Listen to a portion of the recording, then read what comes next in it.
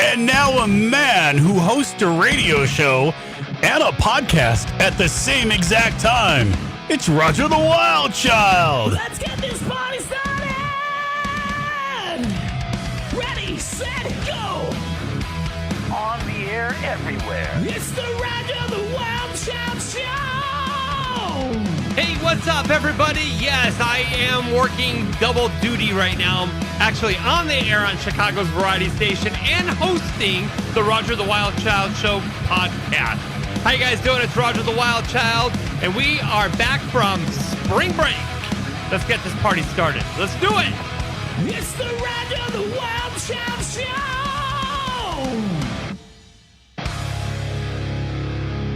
Hey guys, how are y'all doing? And welcome to another fun edition of the Roger the Wild Child Show. I am Roger the Wild Child, and we got star Jimmy Knight, Hollywood, and from San Jose, I'd like to welcome a guest co-host joining us. He hosts his own podcast. It is the Shoeshine Boxing podcast. Let's welcome Dave from the 408, brother. What's going on? Hey, thanks for having me, Roger. Hey, so tell me a little bit about this podcast that you got going on here, and It's okay. So yeah, I actually started off kind of doing comedy podcasts, and I think we'll be having a friend of mine, speech impediment man, later. But he's actually a friend of both of ours. A friend of both of ours now, yeah. And I just wanted to do something I was really passionate about. I've been working in and out of in the industry of boxing and whatnot, covering it as kind of like a amateur reporter. So like I just get together with my friends on Monday nights on YouTube, and we cover the combat sports, MMA and boxing. And hopefully if there's people that follow you and are interested in that kind of stuff, I'd love to have them out on my show in the chat. And you know, I put the link to your podcast on the podcast here, so you guys can go to the information and be able to see and click on his podcast, so you can be able to watch it. Jimmy, what's going on? How was your spring break? It was great. I stayed at home the whole time. Nice. Yeah. I was trying to break the Guinness Book of World Records for how many masks I could put on at the same time. Nice. 612 I got up to before I passed out. Is that what it was? Yeah. Okay, because I know that you and I have been working, even of spring break, you and I have been working on our new project, which is your internet radio station, which is the ChicagoVarietyStation.com. .com. Yes. And so we are both actually on the air now. So we've tested a few things, and I think we got it all dialed in, and we are actually on the air Monday through Friday, and we each have a show on Saturdays now. Oh, I don't have a show on Saturdays. I don't work weekends, man. I'm too pretty for that. I make you work weekends. I'm the boss. Oh, thanks. I appreciate that. So yeah, so you can hear Jimmy. He's your drive home, 3 p.m. to 8 p.m. Chicago time. That would be Yeah, you know, it's really weird doing internet radio because there's really no times. It's a very strange thing because you could have people listening anywhere, and you know, it's kind of like, hey, you're driving home, but you know, you could have people listening in India and it's 8 o'clock in the morning, and you're like, eh, nobody's driving home, Jimmy. I'm like, oh, okay. Yep. And it's like, yeah, you're in India. It's like 3 o'clock in the morning, and they're all out doing their heading over to doing their mail run or something like that at 3 a.m. Who knows? But yeah, then I'm doing my show from 8 to midnight Chicago time for Wild Child on the nighttime. And we play 80s, 90s, Y2K, and today. So we play a little bit of variety of everything. So definitely listen to us. We'll be posting all the links to the station so that you can be able to listen to Jimmy and me doing our own radio shows. So, yay. Star, how was your spring break? I had a very interesting spring break. I went on a date. Uh-oh. There's a story. There's a big story behind this date that would leave our listeners Did you meet this person on the table or no? Things that make you go, Yes. Are you going to tell us about it or no? I met him dancing actually at the country dance club, and he was darling. My friends checked him out. They're like, yeah, he's good. He called us, you should really go with this guy. He's really nice. You should give him a chance. And he invited me up to this $2 million home on the Boise bench that overlooked Boise, and we sat in his hot tub, and he made me a steak dinner, and it was just going really well. We were dancing in his living room. Everything was going great. It was getting kind of late. I got ready to leave. I went in the bathroom to pack my stuff up so I could take off. And that's when the interesting story begins. Oh my gosh. Tell us about it. He asked me, what size of shoes do you wear? I'm in the bathroom packing my stuff. He goes, what size of shoes do you wear? I said, I have size 7.5 or 8. And he said, okay, well, I need you to try on these shoes I bought for this girl I met dancing. So I'm assuming it's me because he met me dancing. And I go in there and I try on these boots. And he's like, they're just decent cowgirl boots. And he has, I say, okay, so, these are for me. And he's like, oh, no, these are for another girl I have a date with later in the week. What? And so I'm like, what is he thinking? Oh, my goodness. Oh, no, it gets better. Another pair of boots there. And I say, are those boots for me? And he goes, no, those are for her, too. And I said, okay, well, I take off, right? I'm getting ready. So he has this little bench because this is really expensive high-end home, right? So he has this little bench I sit down on in front of the great big giant doors that are like 200 feet high. And I'm putting on my shoes, my actual shoes that I wore there, not the boots. And he's like, if you'd have sex with me in those boots, then when I'm dancing with her, I would think about you. What? Oh my! Oh. I can't make this stuff up. So how was the sex? Did you punch him in the mouth? I holler out there, and he's like, wait, can I have a hug before you leave? Oh. I'm like, oh my gosh. This story, I said, you're an idiot. I said, would you tell her that I had sex with you in those boots if I had? And he's like, oh no, of course not. I said, then why are you asking me to? And then I said, would you tell her you bought those boots for me? And he's like, no, why would I do that? And I said, well, then why are you telling me this? This story would end great if she just lifted up her leg and she had the boots on, and she'd be like, exactly. And I took off with the boots. That would have been smart. Except yeah, you should have just grabbed him and ran. At that point, I was like, where's my taser? I got to get out of here. I wasn't thinking about boots. I'm so sorry. That is horrible. Wow. Oh my gosh. I mean, the date went amazing. The guy's so adorable. And so I sent out a thing to all my friends. Don't be deceived by his cute grin. He's on the watch list now. So. Oh, good God. And he said, you should have blasphemed me for my kinky sex stuff. And I said, this has nothing to do with sex and everything to do with my respect. It was crazy. Wow. Oh my God. Crazy. Emotional maturity of a 2-year-old. Apparently. I'm astonished by this guy's lack of intelligence. So yeah, that was my week. That was my highlight of my spring break. Book and tail out down from the Boise foothills. If you saw a car at about midnight racing back and forth down the switchbacks from the Boise foothills, that was me. Oh my gosh. Hollywood, how can you top that one? I don't know. I don't know. I don't think I can. This is where Hollywood should pull up the boots. This is where Hollywood. I'll wear the boots for you. You're funny. I should send him up. I hear you. I hear you have boots. I hear you. Yeah, I'm the other girl. That is so wrong. So wrong. I know. Well, for me, it's been a very interesting week. I was at my other job and I got hurt, and so I was off my feet for a week. My husband filed for divorce, and I signed up to go back to nursing school. So that's there you go. My week. There's light at the end of the tunnel. There is light at the end of the tunnel. I was going to say congratulations, but That's for really what? neat. Which one? Yeah. Congratulations on all of it, right? Yeah. You're so ambitious. I tried nursing school for 1 year. I'm a nursing school dropout. Oh, well, Great. it's been an eventful spring break. So it's great to have everybody back together. This is a double episode week, and we'll be back on the air at our new time. Same time, new day. So starting Sunday, our new show moves to Sunday nights. So we're excited about it. A lot of great things coming in the works. So tonight we're going to be talking about the pandemic. Everybody's going through COVID, right? So,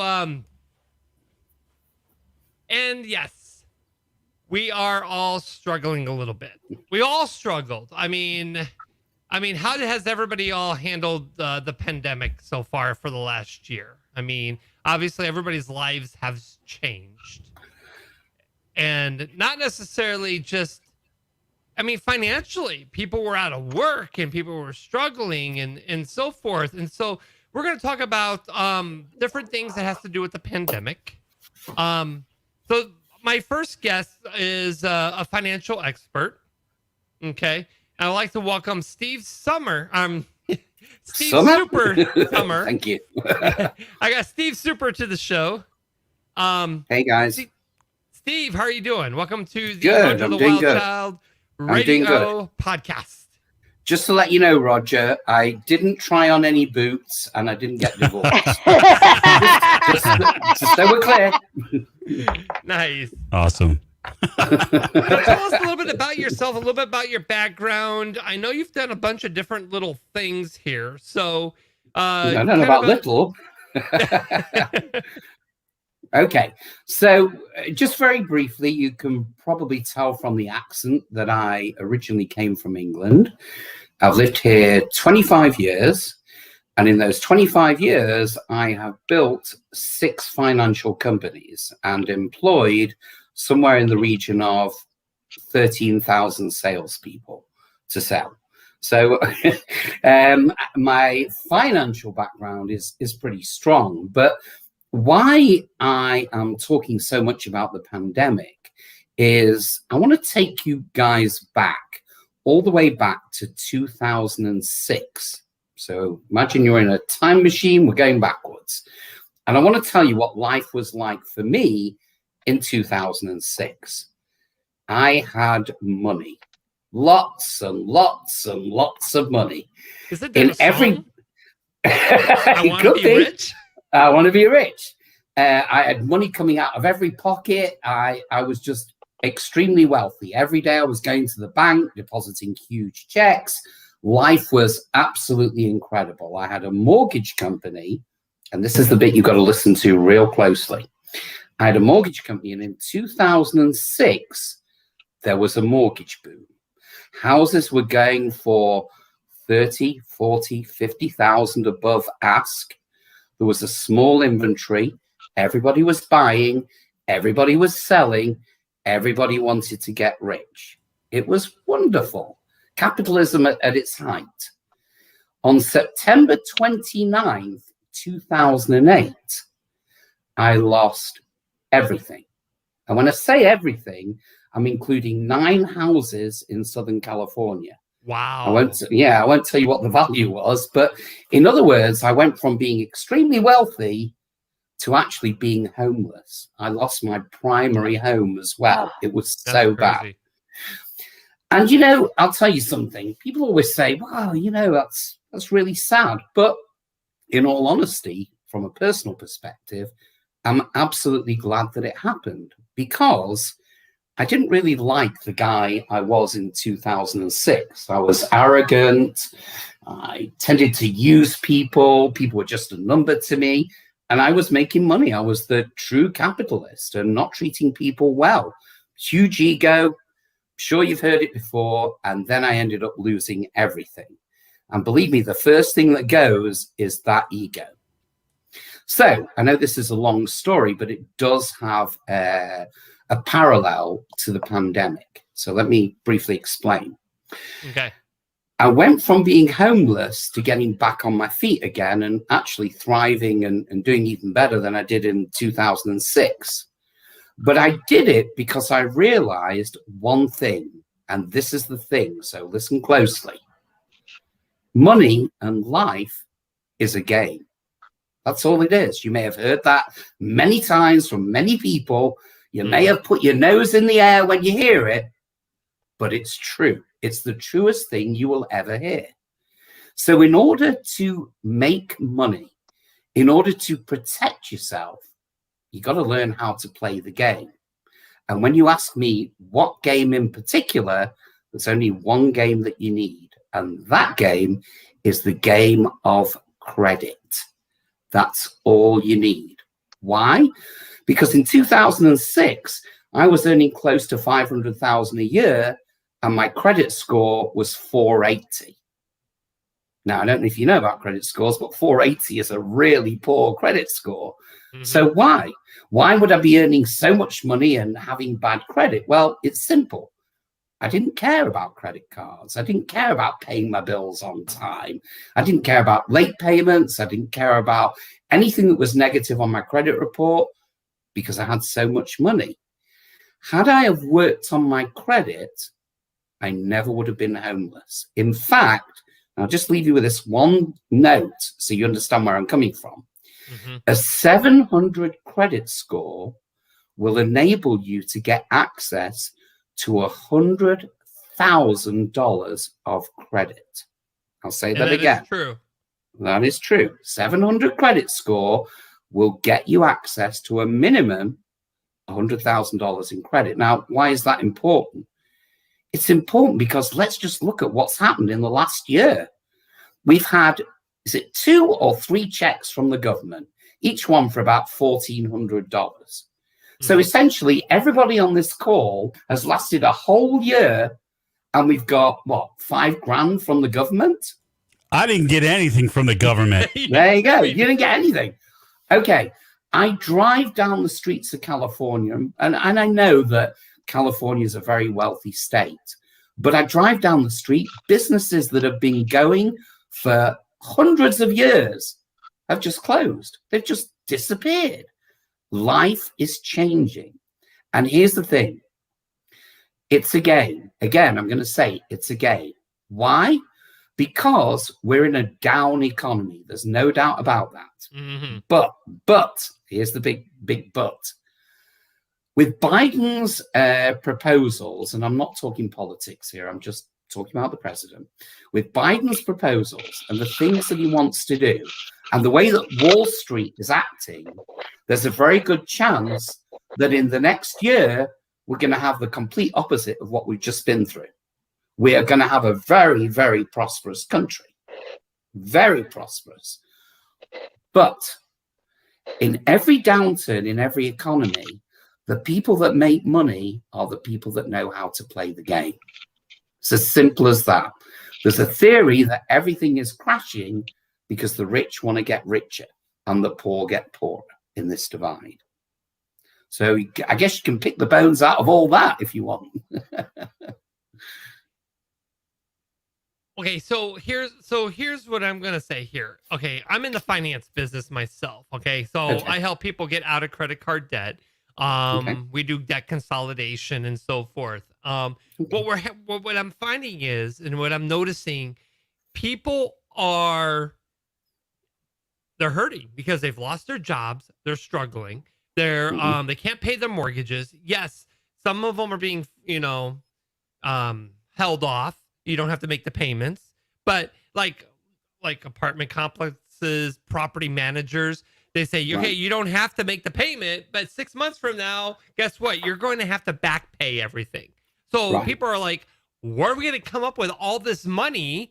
It's like now I owe $20,000 in back rent or back mortgages because they're going to want their money regardless of whether you haven't paid it for so many months or everything's on hold. They're definitely going to want their money back. Mm-hmm. And you've got to remember, though, there are a lot more social welfare programs today than there were, say, 3 years ago. That's not a defense by any means, but local cities, local governments, they're tending to offer grants of kind, if you like. So, and again, that's not an answer to what we're going through, mm-hmm. But as a person, you can do 2 things. You can sit here and go, I got no money. I'm going to be homeless. Life is looking bad. Or you can take action. And action can come in the form of maybe doing some form of debt consolidation, maybe doing some credit repair, fixing your finances. Now, people say to me about credit repair, it's very expensive. Really? It's the cost of a Starbucks coffee a day. Now, let me ask you, if your credit is 500 and I tell you that in 6 months, with hard work, we can get it maybe to 650 to possibly 700, how would you feel about that? I think that would be amazing. Well, again, no guarantees, but if you do nothing, believe me, you've lost the game before you started. So we can all sit here and commiserate and feel sorry. And I do, don't get me wrong, I do. I've been homeless. I know what it's like to be homeless. Believe me, on a personal note, I will help as many people as I possibly can. But from a business perspective, from a heal yourself perspective, you have got to learn the game, play it, and win it. And if you don't, you're going to be left behind. And I can put it nicely, but that's the real truth. And I only speak real truth. What do you think, guys? So how do you think that we, as, Americans, what do we do to try to get ourselves out of the hole that the society has put us in right now? I mean, we don't have the extra money, and a lot of us, or a lot of people, not me. I mean, me, I'm lucky to be able to have an essential job, but there's a lot of people out there that are still coming into the workforce again that are like, knee deep. I mean, and beyond of debt now. And where do they go from here? I agree, but just for a second, let's just flip it a little bit. Okay, and taking on board the points that you've mentioned. Number one, more companies have been formed by individuals in the last 12 months than the last 10 years. People are sat home thinking, you know what? I'm not going to be a slave to a wage. I'm going to start my own company. This is the best time to do it. That's number one. Number two, there's a famous saying, help those who help themselves. And again, I don't want to be stuck in this band of misery of saying, wow, we've got problems. So let's talk about options. So first of all, what I can tell you 100% is in the fast food industry, there are more openings than there've ever been for a long time. There are retail stores that are desperate to hire, that have lost staff. You know what? I'm not saying it's an ultimate job, but I am saying that jobs are available.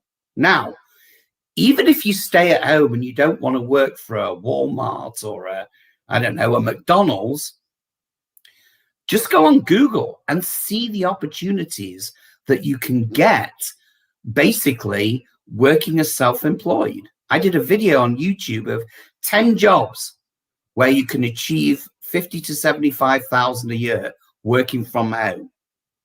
So there are opportunities. And remember, in every crisis, there's always an opportunity.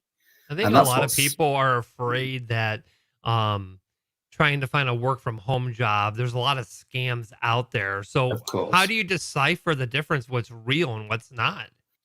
Well, to me, I mean, I've been fortunate because I haven't looked for a job for a long time. But if you're out there and you're wondering, is this opportunity legit? Number one, do a Google search on the company. See if there are any negative connotations on there. Are they listed with the Better Business Bureau? Are they on Dun & Bradstreet? Do they have a profile there? Do they have any UCCs or judgments issued against them? Are they on Glassdoor, which is a pretty good recruitment place, because Glassdoor gives you feedback from other employees who actually work at the company you're applying to. So if you do your due diligence and you really look into it, you can find out what's real and what isn't, essentially. Does that make sense? Yeah, it does. Yeah, I would agree with you on there's a lot of businesses that are hiring, because I mean, I see a lot of businesses around here. They're not the most stunning jobs, but if you need a job, there are a lot of people hiring, as far as, like you said, fast food, even the retail. I mean, if you look at the retail space, which is a very scary space right now because of the pandemic, everybody's relied on Amazon and everything, ordering from home and not going out. But retail is definitely picking up. And the food business too, because like, I do, Uber Eats and Grubhub and DoorDash, and everybody's learned over the year that, DoorDash but even that, exists. I mean, that was, you should have done that immediately. If you were, in my mind, if you were affected by the pandemic and you had an automobile, should have been doing one of those services because there's money in there. You should have done it immediately. I was doing it years ago just for fun. I'm like, this sounds like fun. But if you were, I know, Star's looking at me like, you are a loser. I'm like, yeah. I don't know. I was, there's something about going to drop off a milkshake to somebody where you're just like, do. But you know what? It was fun and I enjoyed it. And had I been impacted financially through the pandemic with my job, I would have gone right back to that immediately. Day one, I would have done it. So I was an Uber driver, right? And so, like, when the pandemic started, nobody was going anywhere. So Uber wasn't going. And all of a sudden, I'm like, all right, I'll try food deliveries. And oh my gosh, that became the gold mine. And all these restaurants create virtual restaurants inside their own restaurant so they could utilize the at-home delivery service. And so, like, you'll have, like, a certain restaurant, and then they'll have, like, a ghost kitchen that you can only order on these delivery apps. And it's like, whoa, it's like now they're busy now because they're figuring out a way to make it work during the pandemic. You want to talk about an industry adapting quickly. The restaurant industry adapted so quickly during this, and it shows what they're really made up of when they want to do something. I mean, they change their business models like that. And, they were, I can tell you this much, during the pandemic for us, we ordered local restaurants. Just because we wanted to keep them in business for when the pandemic is over. We wanted to make sure they were still there. So when we ordered out, we would order locally. We wouldn't do the chains because the chains are going to be successful pretty much. But most of these little restaurants in my town, they didn't do takeout. They didn't do any of that stuff. And they changed on a dime. And they're, for the most part, all of them are still here, which is good.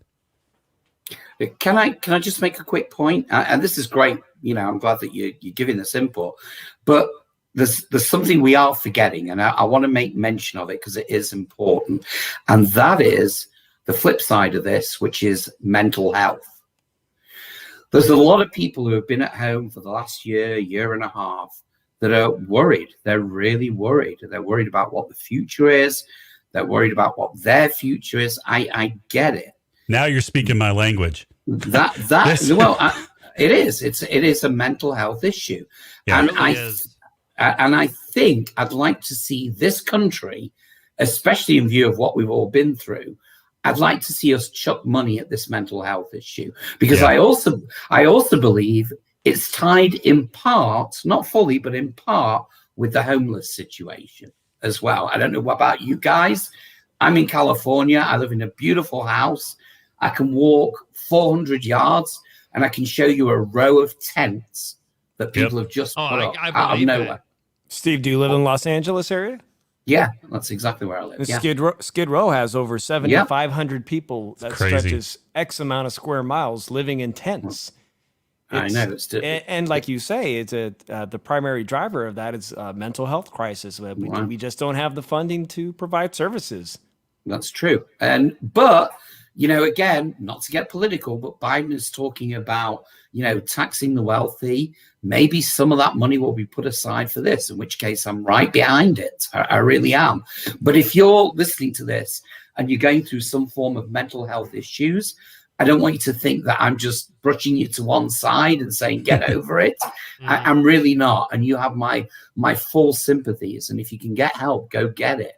But for the rest of you, the world's not going to stop and it's not going to stand still. And trust me, I don't know if any of you have been homeless. You're all too good looking for that. But I'm telling you that when you're homeless, you will do anything for money. I mean, legal. I don't mean that in a bad way. But you'll say How about a pair of boots? How did I know that was coming? Sorry, Star. But seriously, now, I want to mention Hollywood for a second because, hi Hollywood. You gonna smile? There you go. All right. I'm going to mention it because she brought up a very, very important point, and I don't think she realized what the point was. And it's the point of divorce.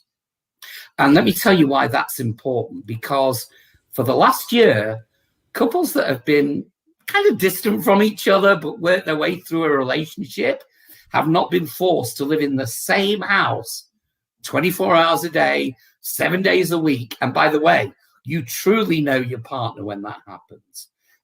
As it happens, I'm blessed. I love the lockdown.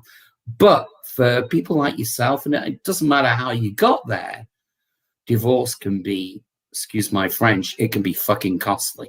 It can really be costly. Oh, yeah, it can. On top of everything else. And so not to forget those people, because I'm guessing there are going to be more divorces in the next few months than there have been for quite a while as a result of the pandemic. Does that make sense, guys? It's really weird how some of that worked, because I know couples who didn't do very well during this, but then there are some that did, like me and my wife. We seem to get closer during this crazy time. And yeah, it was just really weird how, like, you know, when it first started, we were on the same page with everything. What I really worry about, and I totally agree with the mental health aspect of it, because I have been the one who's been home pretty much the whole year, every single day. And up until about a month ago, the kids were home most of the days of the week. And it was this crazy mixed up schedule of like, oh, they're going to stay home on Tuesday, but they'll go to school on they'll stay home Monday, they'll go Tuesday. And it was just this crazy schedule. And since a month ago, they've gone back full time, which is good. But I can also see in the kids, even though they didn't want to go back, I look at my son's grades from before and after. It's night and day, because he's got that teacher in front of his face, you know, guiding him and showing him how to do things when he's stuck. When he was at home and he got stuck, he had me, and I'm as stupid as they come, so I couldn't help him. He'd be like, "What's 2 + 2?" And I'd be like, 72. And he'd be like, "All right." You know, Jim had Common Core, okay? No. I look at that stuff and I'm like, oh my God. And he's like, I remember the first time, it was like about maybe, I think it was last year. He said he answered a question completely correct, but he didn't write down how he got there. And she gave him an incorrect on it. And I said, "Welcome to Common Core." But I got the answer right. And I'm like, yeah, it doesn't matter. It doesn't matter.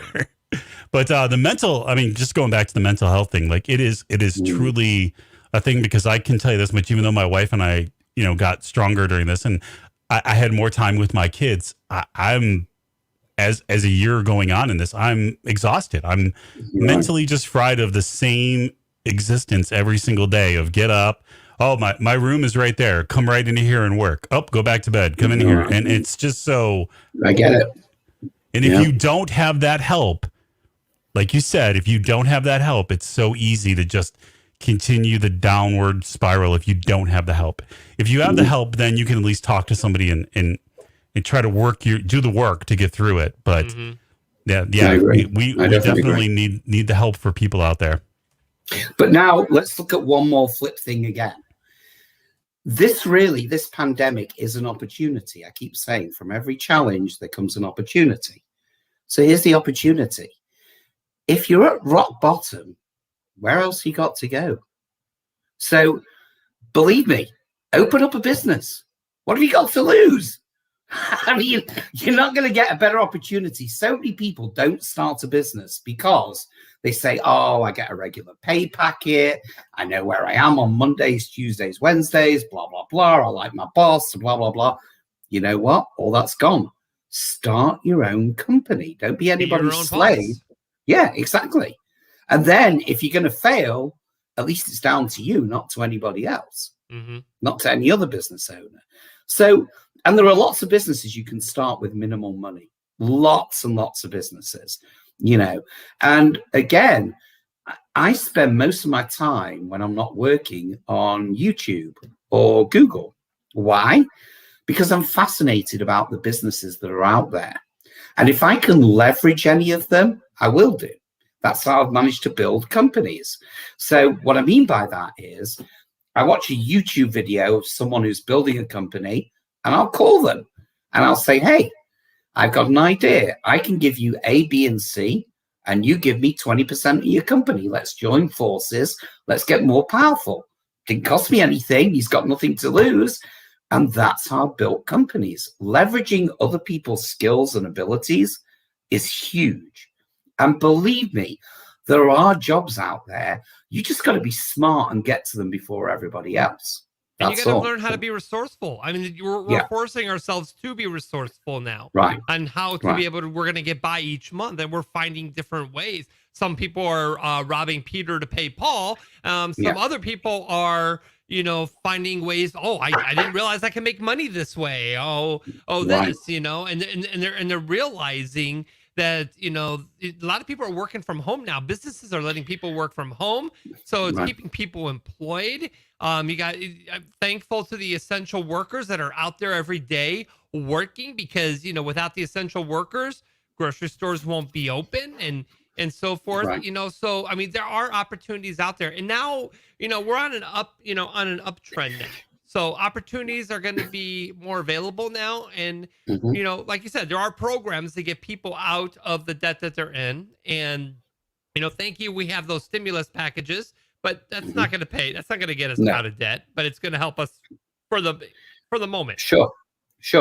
What I would do as well, by the way, if you're thinking about starting your own company, again, I mentioned Google an awful lot because it's a good resource.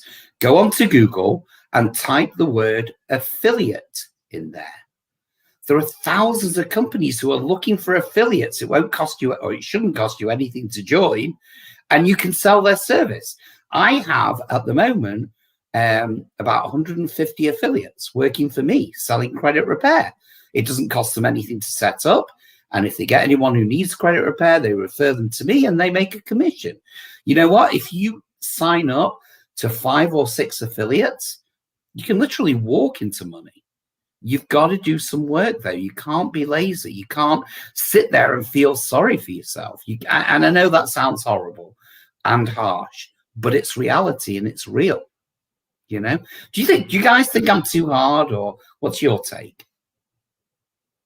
No, I honestly think you're being straight up and honest. I think, you know, in reality is that we're in the situation we're in now. And I think that, you know, we have to figure out what we got to do, because life's not going to stop. We got to move forward. Right. Dave, you agree?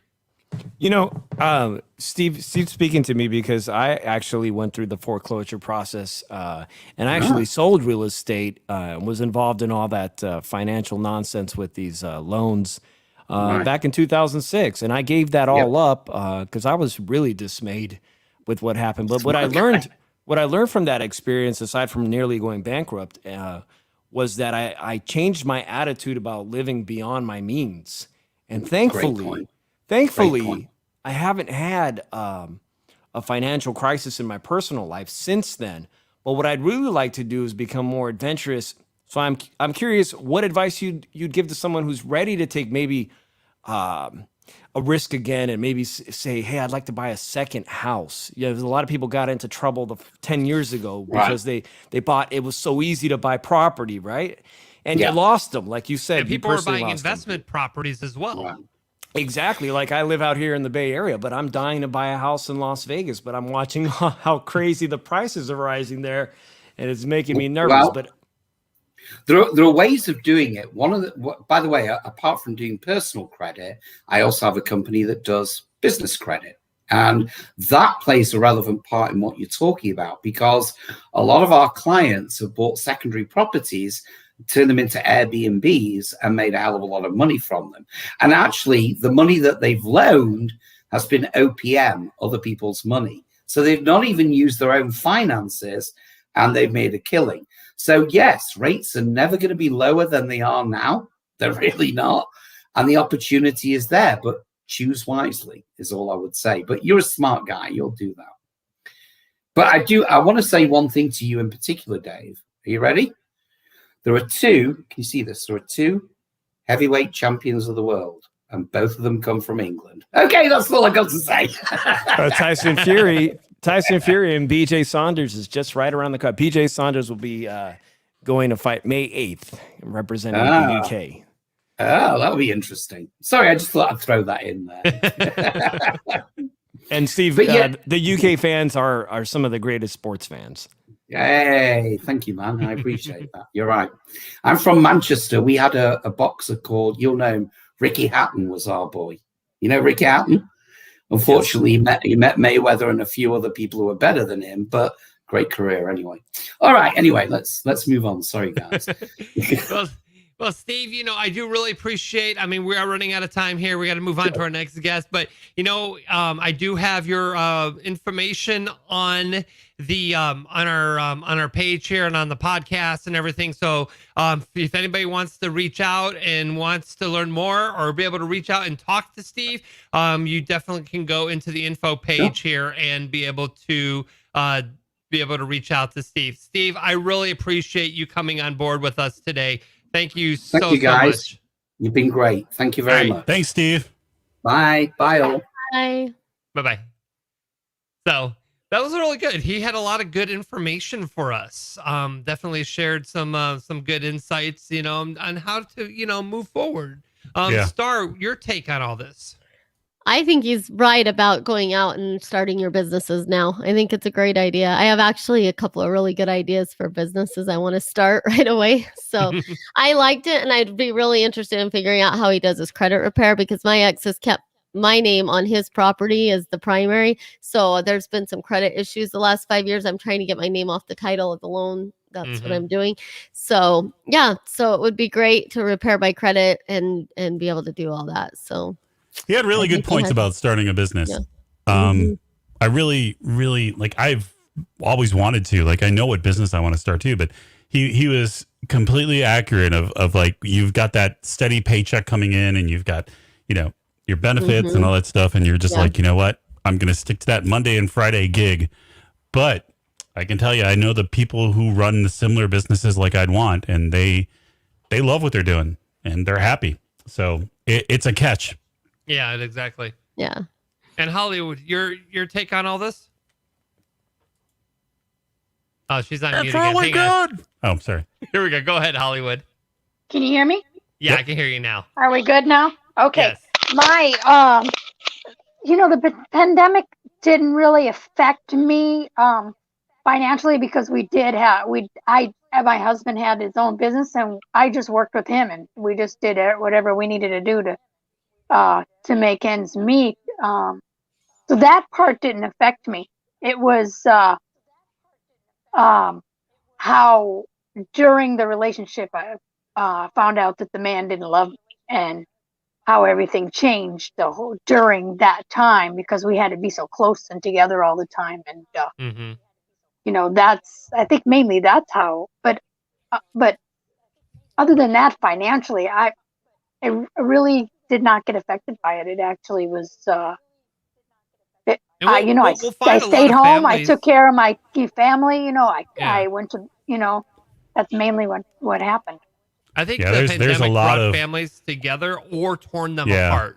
I think it's either or. I mean, it's very rare to hear something in the middle. It's either, oh, we got so closer to this, and I got closer to my kids, or oh my God, I realized I hated the person I was living with, and there's not really this middle ground of this past year. My son, he excelled. He did really good in school when he was home. I think part of it was I was there. And I was able to get on him and be there. Yeah, and then he decided to go in the military. Nice.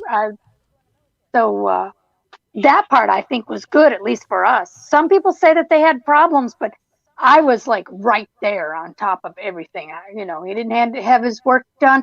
I took his Xbox. I did what I needed to do to get this kid to get through school and graduate. And then when he joined, he decided he wanted to join the military, and we had a recruiter. Man, I was on that phone with that recruiter when he was acting up, and he really wanted to go in the military. So he did, he straightened his butt up. Mm-hmm. So the pandemic actually helped in that, because I was actually able to be on top of everything when it came to my it's kids. funny, we're finding people to find positive things out of the pandemic than just, it all being 100% negative, Right. Dave, how did the pandemic affect you? You know what? I think having so much time at home, I had to come up with new hobbies, really. But I actually was fortunate enough that the economy, as an essential worker, I kept working, and I know a lot of people weren't fortunate enough to be in that situation. But for Star, who's having meeting these strange men, I was wondering if maybe if a guy told you he had an 800 credit score, would that be more impressive? Right? check.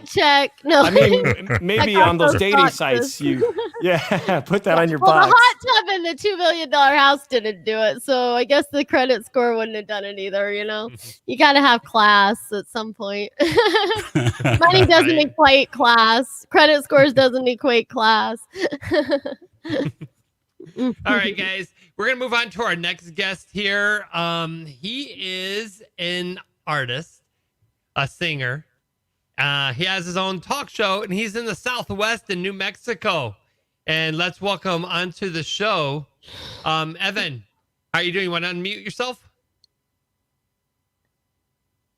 We got Evan. Thank you for having me here. Thank you for having me. What's up, Evan? How you guys doing? I like the nightclub scene you got going on over there. Thank you. So tell me a little bit about yourself and your music and your TV show and all this other stuff. So I typed it out because I was afraid that I was gonna forget it because I do so much. You know what I mean? I'm sure you guys understand being like a podcast host and stuff, but of course now I can't find my phone. But that's okay.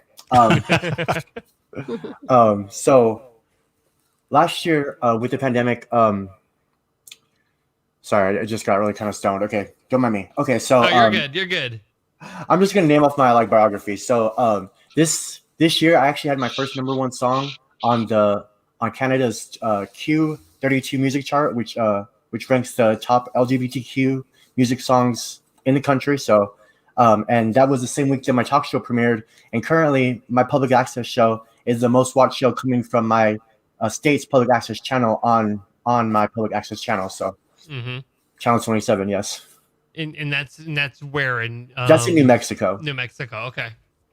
And so what's your show all about? So actually it's how to survive post-pandemic life. Okay. Yeah, because for me, seeing all the businesses where I'm from, it seems that like basically everybody was just like at a standstill. So I was like, you know what, if I could do a show about how to survive it, I think that maybe I can be, get us all in like the right direction, because at least as far as my state's concerned, everyone is just kind of just waiting, and nothing great is ever accomplished by just waiting, Have you noticed like in the past, I'm going to say 2 months, that start to change at all? The waiting, because I can tell you here in the Midwest, especially in Illinois, people are done waiting. Yes, definitely. No, I'm still seeing it from like the business owners. Like I've been trying to get people out here to like do like a virtual show or like do things like more virtually, but no, it seems like out here everyone's still stuck like 10 years before. But they were like that before the pandemic too. So now with the pandemic, it's just like even harder to get them. Like sometimes I'd be like on business calls with like the Chamber of Commerce, just trying to get them to just like be innovative, and they just want to just kind of just stand still and just like, oh well, if we can't do it like we didn't do it before with our meetings in person, then we just can't do it now. And it's just like, it makes no sense to me. Okay, so yeah, it's odd that what you're saying is that it was like that before, because I had a friend of the family who lives in New Mexico and actually owned a restaurant for many, many, many years, and he wanted to have a sign put up on his restaurant, and they wouldn't let him. And he fought the chamber for years, and they still never let anyone out of business because he couldn't get any business because he couldn't have a sign. So it's really interesting to hear you talk about that from New Mexico. It doesn't surprise me. Right. No, like I hear like, yeah, businesses come to die, basically. That's what they are kind of our narrative is over here. So that makes sense. That sucks about your friend's business, though. Yeah. Yeah. So your music, it blossomed during the pandemic. You want to go a little more details, explain how that happened, and how did you reach the community for them to listen to your music? So back in 2019, I had created a web series based on my life, and like I did that to, of course, jumpstart my music career. So by the time that 2020 came around, I was already building a steady name for myself out here, performing at different venues and stuff. But then when the pandemic happened, of course, everything was like at a standstill. But I was actually the first. I hate to keep like tooting my own horn, but I was able to put on the first virtual show to actually go on in New Mexico after the pandemic hit, putting on different performers. So I immediately just kind of went virtual. Being an artist, we always have to be willing or be ready to change at a moment's notice, because like how you blow up always changes. You know what I mean? Like just when you think broadcasting, everybody in broadcasting created these StreamYards, and now schools are going to Zoom, and everybody had to adapt. And so just like you had to adapt. Yes. And thankfully for me, because I was used to that already, it wasn't so hard to adapt for me. But with a lot of other people, and like a lot of other businesses, it was like trying to like pull teeth, basically, trying to get them to, just put stuff online, so many people were getting caught up on like the like little logistics, like copyright laws and stuff. It's like, if you don't get in front of the camera and perform, like, what are you doing? Like, we can't just stick here. And like, especially because it wasn't just the audience, it was also for the performers, because lots of people perform, at least for the club scene out here, they perform because they love to do it and because it's a way to escape. And like during the pandemic, we all needed to really escape, You touched on a subject that's near and dear to my heart, which is these copyright laws, especially for music. How do you feel like I totally get what you said, because I had a lot of friends who were DJs, and obviously they couldn't do their wedding gigs and they couldn't do their club gigs and they couldn't do any of that stuff. So to stay up, with their skills and the practice, they all wanted to go online and do it. And they got all shut down because of it. And to me, I was kind of like, you know what, really, could you, like, is any artist really going to complain during this pandemic that somebody's playing their music on Twitch and 6 people are listening to it?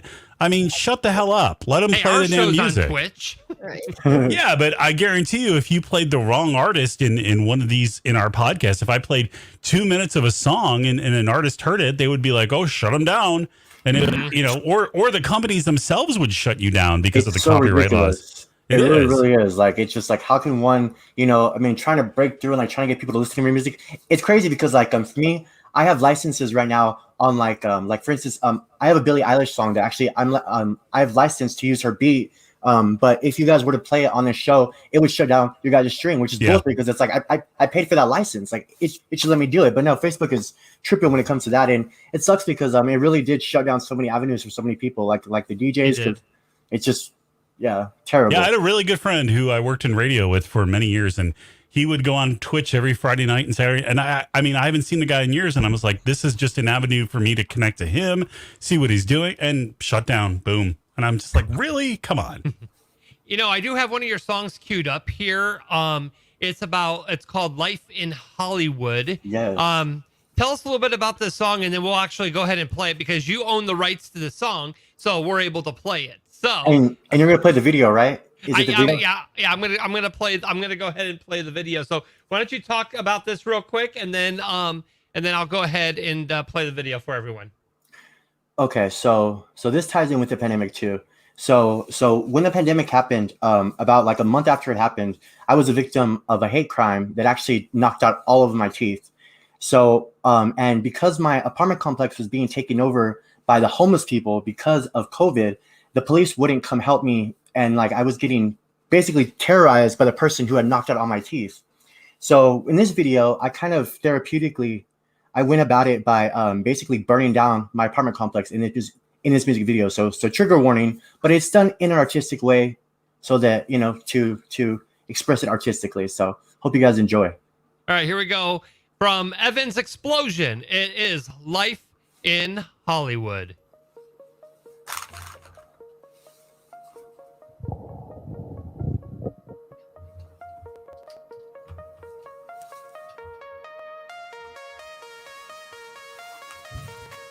Los Angeles is the place where the world comes to escape the ordinary, including myself. Whole life in a small town, but I'm here at last. Waking up to the Hollywood sun, only place where the stars are on the ground and we're in the sky. And I don't really care where I sleep tonight, 'cause I'll be just fine, 'cause LA is my world. Most days, you know what I know. Love just you love her. What can I say though? Life in Hollywood. Wouldn't come down, no.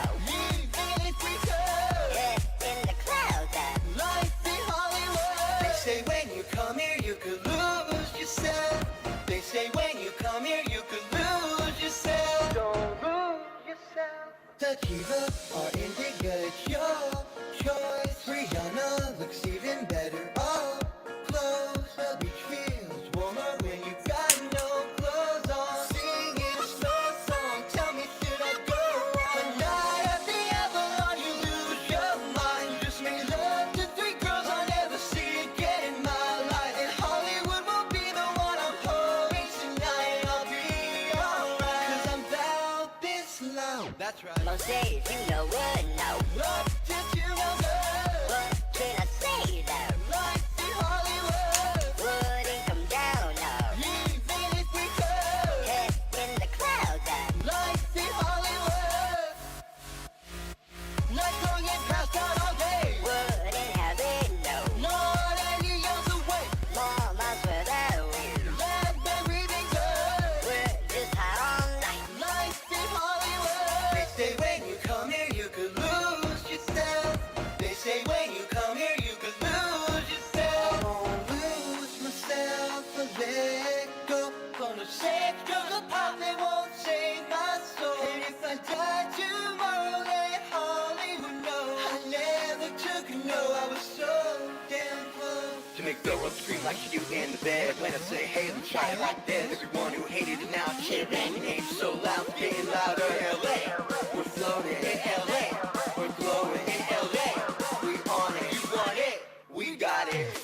Most days you know what now. Love did you know good? What can I say though? Life in Hollywood. Wouldn't come down now. Even if we could. Head in the clouds now. Life in Hollywood. Hollywood, Hollywood. Nights long and passed out all day. Wouldn't have it no. Not any other way. Mom, I swear that we Let them reading good. we're just high all night. Life in Hollywood. Just life in Hollywood. That's just life in Hollywood. That's just life in Hollywood. Tell Mom I'm good. It's Hollywood. That's just life in Hollywood.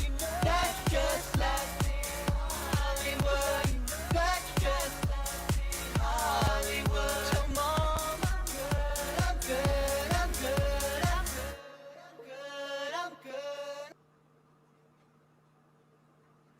All right, that was actually really good. I was really impressed with that one, Evan. Thank you so much. I appreciate you saying It's that. definitely got a sick, catchy beat to it. So, It does. It really does. I'm like jamming and bebopping over here. No, did you produce the video yourself, or did you have someone else produce it? I did. I had my mom do the camera work. Wow. Okay. Yeah. Nice. Yeah. I liked it. Very, very catchy. I liked it Thank a you. lot. I appreciate you saying that. Thank you. Okay, How so long did it take you to do your hair like that? yeah, no kidding. It takes probably about a good 30 minutes, you know. Okay. I asked God for an image to make me look different, you know, because trying to stand out nowadays is fucking hard as fuck. So I was introduced to hair chalk, and I was like, shit, I'll just draw my fucking hair on. So Nice. Yeah, I liked it. Very, very good job. And yeah, I mean, for you to produce that yourself, I mean, it's very quick, it moves with the song. So a lot of times I see videos that don't move with songs, and that one moved with the song. So well done. I like Tell me about Ecstasy. I know that reached #1 on Canada's queer music chart. I really thought you were talking about the drug. I seriously. I was going to be like, next episode, let's have Roger try it. right. No. Ecstasy So is an Evan, tell us amazing about drug. Ecstasy.